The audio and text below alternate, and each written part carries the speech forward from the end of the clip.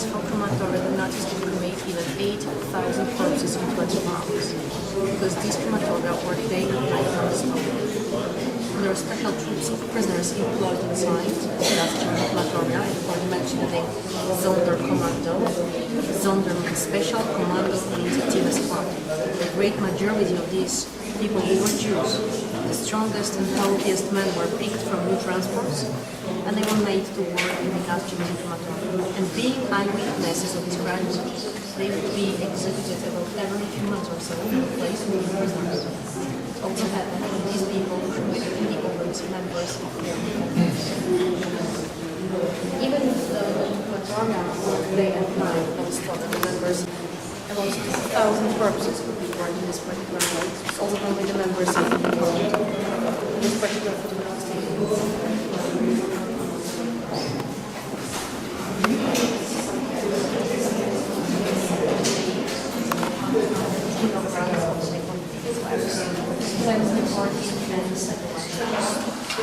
Second B was used in the form of such metals, we can see inside this case.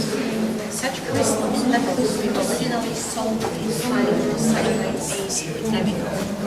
On top of the air, crystals diffused the gas, which killed people immediately. People could breathe, they died of internal suffocation. And human temperature was enough for such crystals to diffuse the gas. In wintertime, the gas chamber would be heated before people could escape. It was manufactured in Germany by an enterprise called Danish. That's how it was successful.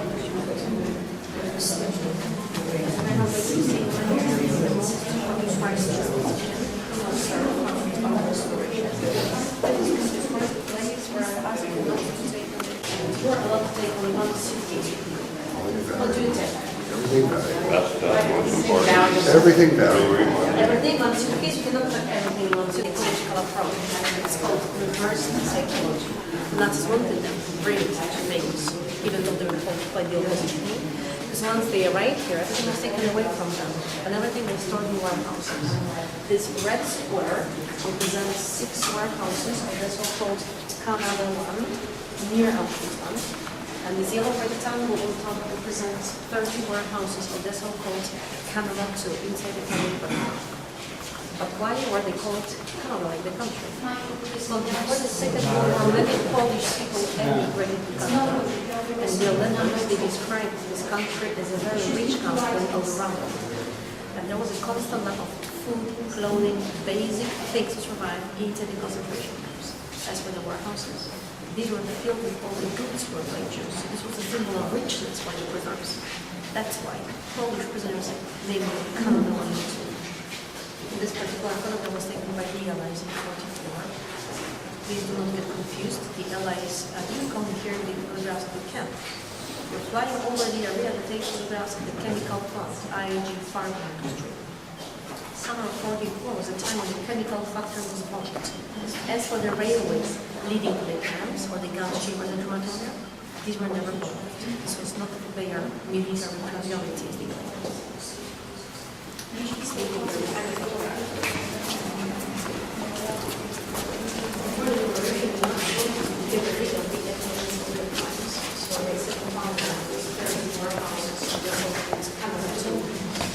When the Russians arrived here, these warehouses had been burned for 2 days, but not everything was destroyed. And today you can find the network. There we see some of the things found after the liberation had been taken away from these survivors. But please do remember that everything you are going to see today in the park, these are only samples, tiny little fractions of what was found after the liberation. All the things we studied, all the things belong to the Jews, murders in Auschwitz. Do you have any questions before we leave? Was there any attempt ever made to determine if Any attempt to? determine any of these things found in families? No, because this is now state property, and there were some cases when people recognized suitcases, for example, because there was some suitcase names and surnames of people deported here. And there was a case when someone sued the museum to get the suitcase back, and it wasn't returned. It's not in the state property. It's a state museum. Eyeglasses. Hair brushes.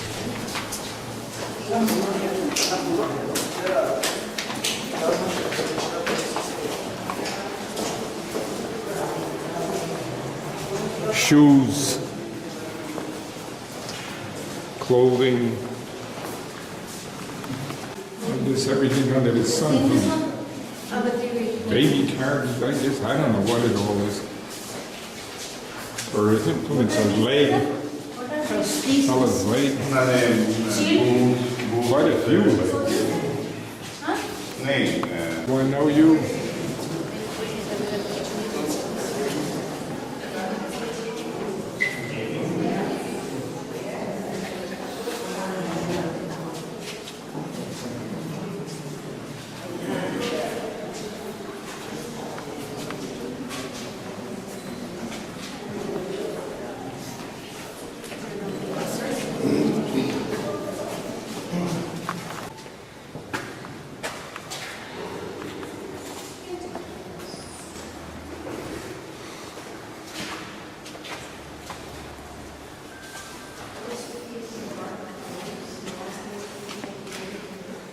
Suitcases with their names.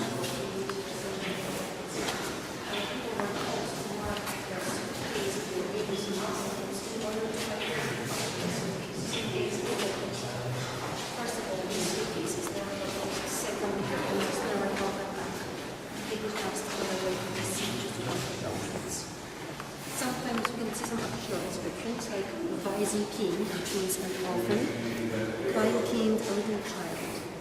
A little child.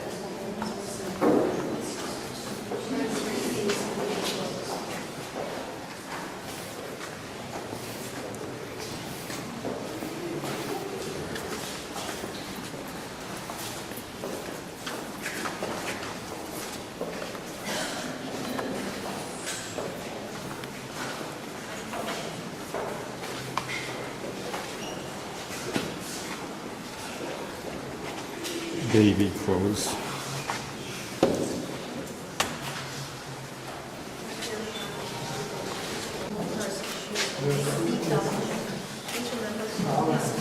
$7,000 shoes, 40,000, 80,000. She talks about the shoes.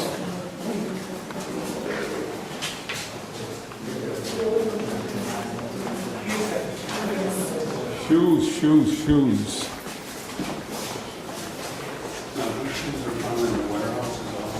Yes, actually, remember that all the warehouse will be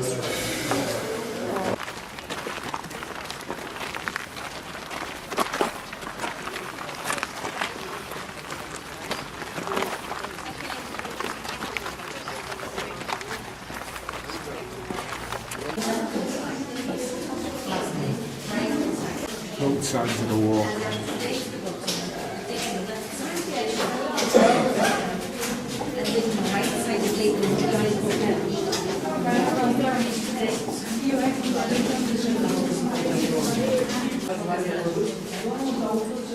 You lasted probably a month. This was 2 days. There were some temporary latrines between the walls. Toilets and washroom were built here only with the time only with ground floor. Just the watch and troughs. All these functional prisoners, these were criminals from Germany. The most cruel men were picked from the camps in Germany. They're brought here to become functional. Quite often they became like domestic escorts, beating and rushing. And then all the time they will be replaced with political prisoners, who more often cooperate more with prisoners than this. You can see an example of the heavy uniform hanging on the wardrobe, and you can see a green triangle. Apart from tattoos, prisoners were also given different colors of triangles, and the color of the triangle corresponded to the reason of the arrest. Political prisoners or martyrs were triangles. Criminals and such triangles or some other symbols. The very same numbers painted on the left borders, along with the first letter of their nationality. So all this information had to be sent on the camp uniform, on the jacket, and on the pants. It's very easy for the SS workers to recognize who was with the camp, for what reason, and for how long. Because when someone had a very low number, let's say 3 digits, this meant that the prisoner had to be in the camp for a longer period of time. The higher number someone has, let's say 6 digits, the less time he or she is spending. Such film backpack where he's holding the camp all the time after the visit that we are going to Birkenau later on. We are going to enter such house in Birkenau. There's also part of the brick barrack reconstructed here. Such brick barracks were built in the first sector in Birkenau. This was called B1. This was a sector for women. You can see here 2 of the bank beds. Each level, each bed was occupied by 5, sometimes 7 women had to find a place. The lowest part, directly on the floor, was also considered to be a place to be accommodated. The main difference between Auschwitz I and Auschwitz II Birkenau is that most of the blocks here in Auschwitz I were here before the war. If you remember, Polish army stayed here. 20 those were here originally. 8 were built by the prisoners during the existence of this concentration camp. Whereas in Birkenau, the whole camp was built by the prisoners from scratch. And Birkenau used to be almost 20 times bigger than Auschwitz I.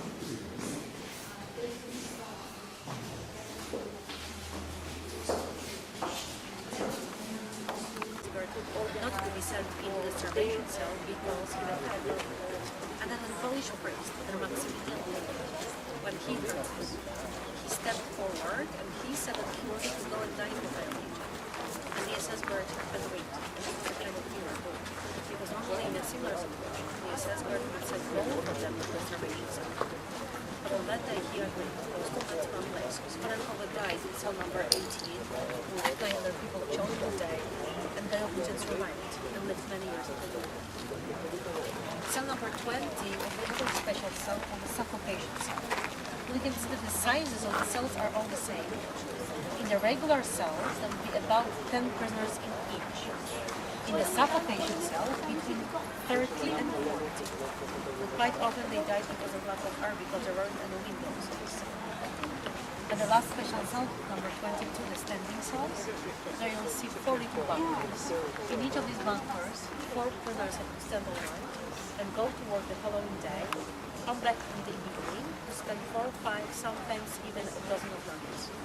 They're called standing bunkers because they're so little, 90 by 90 centimeters, 4 of them in each. The only thing they could do is hold stand. But the basin of this building is also important for another reason. Because here in September 41, for the first time, the Nazis used Cyclone B for mass murder. At that time, they locked downstairs in the cells about 600 Russian soldiers and about 250 other inmates. They sealed all the windows and doors, and it took 2 days to murder the people. Not 15, 20 minutes, 2 days. This was the first time the SS guards didn't know the dose, how much Cyclone B was going to kill this number of people that went to days. So please remember, the first experimental use of Cyclone B for mass murdering took place in the Banking Journal in September 41.